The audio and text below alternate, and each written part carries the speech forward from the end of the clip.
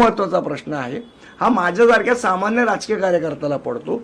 बाकी मी पुन्हा एकदा सांगतो, युती करायची नाही करायची, कुठल्या पक्षाबरोबर करायची हा माझा अधिकार नाही, तो सर्वस्वी सन्मान्य राजसाहेब ठाकरेंचा अधिकार. पण त्या अटी शर्ती ज्या ठेवण्यात आल्या, अटी शर्ती ठेवून मग युती आम्ही करायला तयार आहोत. मी त्या अटी शर्तींचंच उत्तर दिलंय की या अटी शर्ती घालायचा नैतिक अधिकार तरी त्यांना आहे का? ज्या लोकांनी एवढ्या लोकांना फसवलेलं आहे त्यांना कुठली अटी शर्ती टाकायचा नैतिक अधिकार आहे का, हा महत्वाचा विषय. तुम्ही हे जे काही विश्वास अविश्वासाचे किंवा वादाचे मुद्दे सांगतात, पण दोन्ही ठाकरे, राज ठाकरे आणि उद्धव ठाकरे सांगतात की आमच्यातले किरकोळ वाद आहेत ते आम्ही मिटवू, म्हणजे वाद मिटवायला दोघे तयार आहेत. हे जे वादाचे मिटवावेत, आनंदच आहे महाराष्ट्राला. पण त्यात अटी शर्ती टाकल्या त्या पटणाऱ्या आहेत का? मी मुळात तेच सांगितलं ना, त्याच्यात मी अटी शर्तींचंच उत्तर दिलं तुम्हाला गिरीशजी. मी अटी शर्तीचंच उत्तर दिलं की अटी शर्ती टाकण्याची नैतिकता तुमच्याकडे आहे का, त्या नैतिकतेने तुम्ही आतापर्यंत वागलात का? बघा, अटी शर्ती कोण टाकू शकतं किंवा कोण बोलू शकतं? ज्यांच्याकडे नैतिक पाठबळ असेल, नैतिक अधिष्ठान असेल. ज्यांच्याकडे नैतिक अधिष्ठान नाहीये, ज्यांनी नैतिकतेला वाऱ्यावर सोडून आतापर्यंत वागलेले आहेत. दुसरी महत्वाची गोष्ट 2012 मधली सांगतो तुम्हाला. 2012 मध्ये महाराष्ट्र नवनिर्माण सेनेला काही जागा नाशिकमध्ये कमी पडत होत्या सत्ता स्थापन करायला, आणि शिवसेनेला काही जागा कमी पडत होत्या ठाण्यामध्ये सत्ता स्थापन करायला.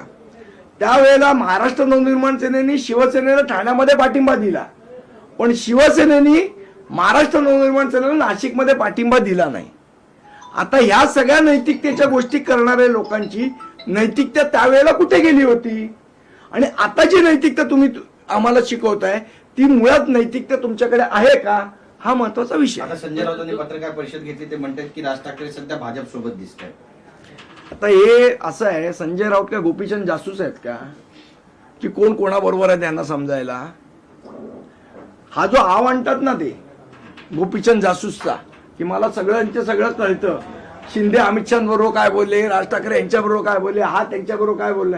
तुम्ही काय गोपीचंद जासूस आहात का तुम्हाला सगळ्या गोष्टी माहीत असायला? पण दोन्ही पक्षाचे जे कार्यकर्ते आहेत ते मात्र आनंदी प्रतिक्रिया, समाधानाच्या प्रतिक्रिया व्यक्त करतात. दोन्ही ठाकरे बंधू एकत्र येतात. नाही, महाराष्ट्राला आनंद होईल ना, पण ह्या गोष्टींचा काय करायचा बघा. आम्ही आमच्याकडनं 2014ला प्रयत्न केले, 2017ला प्रयत्न केले, 2012ला सुद्धा ठाण्यामध्ये आम्ही त्यांना बिनशर्त पाठिंबा दिला. त्यांच्याकडनं एक गोष्ट दाखवा की त्यांनी आमच्यासाठी केलेली, एक गोष्ट, फक्त एक. पण 2014-19 मध्ये फरक आहे की एकाच दिवसामध्ये 2 तासामध्ये इतक्या गोष्टी स्पष्ट झालेल्या. तुमच्या वेळी तुम्ही जसं सांगता की फोन उचलले गेले नाही, संवाद झाला नाही, पण 2 तासातच दोन्ही भाऊ नाही, मुळात असं आहे, माझ्यासारख्या एका सामान्य राजकीय कार्यकर्त्याला असं वाटतं देवेंजी की एक साधा म्हणजे मनुष्य स्वभाव आहे तो, की जर तुम्ही मला 2दा फसवलं असेल तर तिसऱ्यांदा मी तुमच्यावर विश्वास ठेवायला काहीतरी सबळ कारण लागेल ना. ते सबळ कारण मला तरी माझ्यासारख्या लहान राजकीय कार्यकर्त्याला दिसत नाही. तुम्ही काय कॉमन मिनिमम प्रोग्राम बनवणार आहात काय दोन्ही पक्ष मिळून? नाही, मी तुम्हाला पुन्हा एकदा सांगितलं की युती करायची नाही करायची हा सर्वस्वी राजसाहेबांचा अधिकार आहे, तो माझा अधिकार नाही. माझ्यासारख्या सामान्य राजकीय कार्यकर्त्याला जे वाटतं, जे दिसतं, ज्या फॅक्ट्स आहेत त्याच्यावर मी बोलतोय. संदीप जी, जिस प्रकार से राज साहब का बयान आया है कि आपसी विवाद जो है वो मिटा सकते हैं, लेकिन ये कोई पहला मौका नहीं है जब राज साहब ने हाथ आगे बढ़ाया है, क्या कहेंगे? देखिए 2012 में जब हमें कुछ सीटें कम पड़ रही थी नासिक में और शिवसेना को कुछ सीटें कम पड़ रही थी ठाणा में, तो 2012 में हमने ठाणा में उनको बिनशर्त पाठिंबा दिया, लेकिन उसके रेसिप्रोकेट में शिवसेना ने ठाणा में हमको कोई पाठिंबा सपोर्ट नहीं किया. नंबर 1. 2014 में जब शिवसेना भाजपा की जो अलायंस थी वो टूट गई, उसके बाद उद्धव साहब का फोन आया था राज साहब को कि देखा बीजेपी ने क्या किया है, हम लोग एक बार, हम लोगों को साथ में आना चाहिए, इस प्रकार का फोन आया.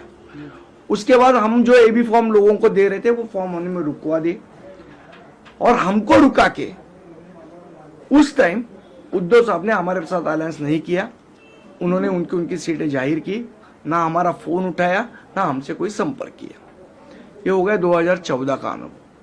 2017 में इसी प्रकार से युति की चर्चा चालू की, युति की चर्चा चालू होने के बाद हमने उनसे बातचीत की, बातचीत में तय हुआ कि करेंगे। उसके बाद उन्होंने फोन उठाना बंद हो गया। ये 2017 का हमारा अनुभव बता रहे हम, 12 का, 14 का और 17 का। 2017 में उन्होंने भाजपा के साथ अलायंस तोड़ दिया कॉरपोरेशन इलेक्शन में, और उन्होंने कहा कि हम युति में सड़ गए इतने सालों से। उसी भाजपा के साथ जब अमित शाह उनके घर पे गए तब उन्होंने अलायंस किया लोकसभा के लिए, उन्होंने अलायंस किया विधानसभा के लिए, और जिसके साथ अलायंस किया उसके साथ उन्होंने चुनाव भी जीता। चुनाव जीतने के बाद